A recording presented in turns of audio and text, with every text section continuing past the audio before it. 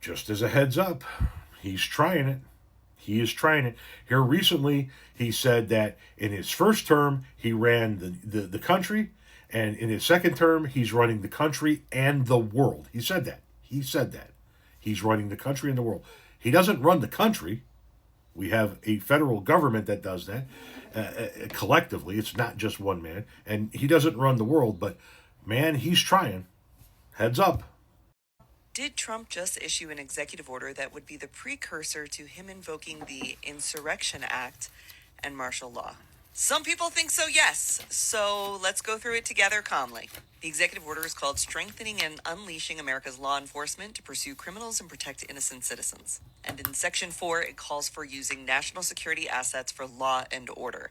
Quote, within 90 days of the date of this order, the Attorney General and Secretary of Defense, in consultation with the Secretary of Homeland Security and the heads of agencies as appropriate, shall increase the provision of excess military and national security assets in local jurisdictions to assist state and local law enforcement.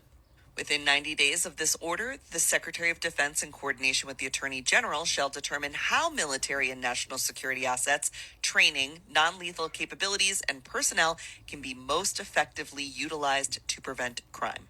This directly calls for the Secretary of Defense and military assets to be incorporated in the daily activities of local and state police departments. So I talked to a lawyer friend of mine who said, number one, the federal courts are going to challenge this right away. Okay, that's why it says in 90 days, because for the next 90 days, there's going to be people fighting this.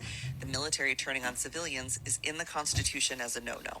The next thing my lawyer friend said is that for folks in red states, it is likely going to get a little bit worse a little bit more quickly because those states are much more willing to take military assistance. But for folks in blue states, we are not out of the woods. The federal government will hold state and local jurisdictions whose officials willfully and unlawfully direct the obstruction of criminal law, including by directly and unlawfully prohibiting law enforcement officers from carrying out duties necessary for public safety and law enforcement, or unlawfully engage in discrimination or civil rights violations under the guise of diversity, equity, and inclusion initiatives that restrict law enforcement activity or endanger citizens.